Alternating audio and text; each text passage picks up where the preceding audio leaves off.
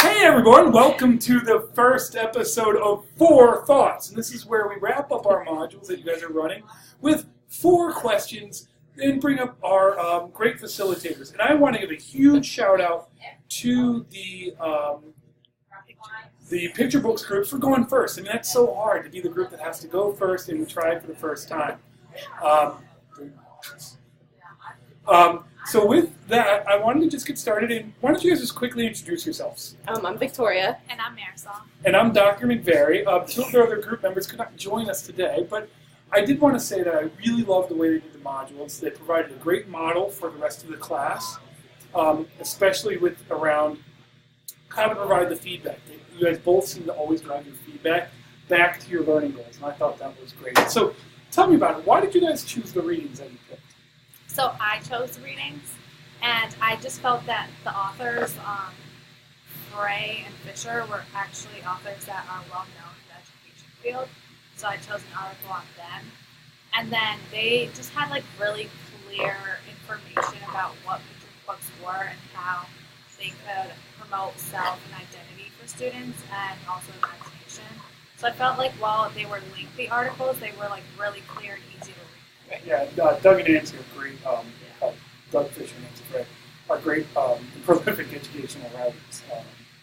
And I thought the readings that you picked were great. And you really saw that come out in some of the themes that people were developing. So as you read what they're posting in Slack, and you asked them to kind of post 3 takeaways, did you see any kind of common themes going on there?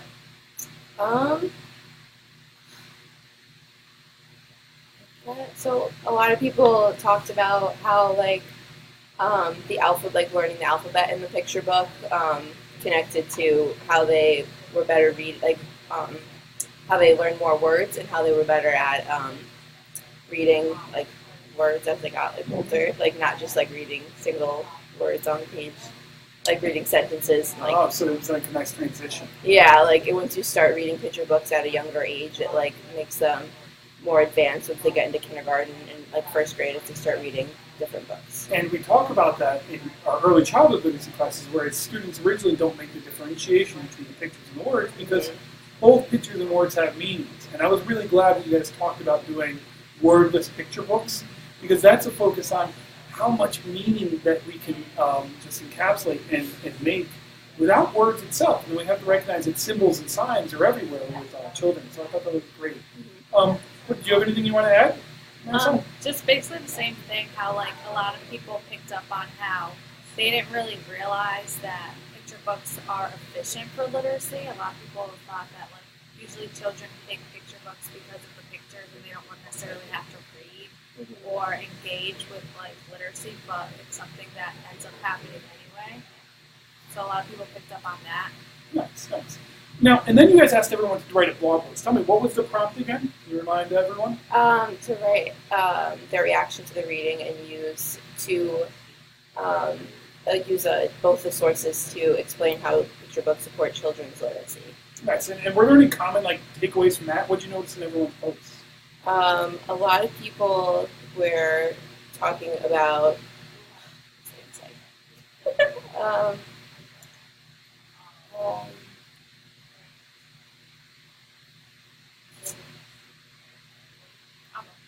Well, for mine, a lot of people were talking about how they really liked that the readings talked about how students can basically use their imagination with the pictures and kind of develop the story so it's more personalized to them, and then the teacher can guide students into what the child really wants the story to proceed as according to the pictures in the book. Yeah, I'd have to agree. I thought that was one of the major takeaways from the readings, and I wanted to see a little bit more in the blog post, was that it's not just reading the story to the students, but with the students, and giving them, creating that kind of dialogical experience where they get to, they might get to interpret the pictures, and they might, you never know, they'll pick out that one thing in the corner and be like, oh, this is what's going on in this story right now.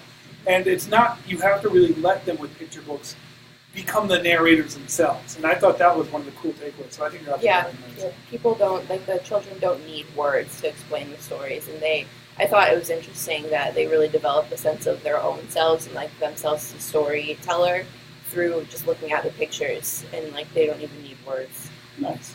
And we know this is we are focusing on writing this class, and you guys read all these different blog posts. So if you had to give them like one tip, like what's that one advice where you think folks could really concentrate to grow and improve their writing as teachers and as academic bloggers? What's something that you think across all the posts that you can focus on? I would say to use more of your personal experience instead of just using the readings and just writing quotes and then like doing a brief explanation of the quote. I felt like there was a lot of things that were just like kind of listed from the readings and like not a lot of application into like your own life and how you would use it. Right, so that's great advice, bringing a lot of those personal examples. Marisol, you have any writing advice for the class? Yeah, I would say like for the blog post that I reviewed, there could have been a little bit more of like direct quotes to go along with what was being said. Where like if something correlated together, it could tie in the connections that everyone was talking about. I agree. Textual evidence, textual evidence, textual evidence. You need to support these claims, folks. And I think as academic bloggers, that's something that we're really looking for. And I think Marisol's even right, is how are you using those linking words? Like think about how you're connecting those quotes. Or when there's two readings, can you find a conclusion from source A and from source B and use those in a very interesting and novel way to create some kind of new thought? And get beyond that, just summarize this. This is what reading A said, this is what reading B said. Yay, I like them both. Try to super analyze that. But I thought your posts are great. And I just want to give this team huge kudos for they had to teach first, they had to run all the classes first. And then they're the first ones to try doing a video-based podcast for class. So I think this is a different way when we talk about picture books. Here's a new way that we're making meaning through video, and that's a new form of storytelling. So I want to thank you both for jumping on. All right. Thanks, all. Bye. Bye.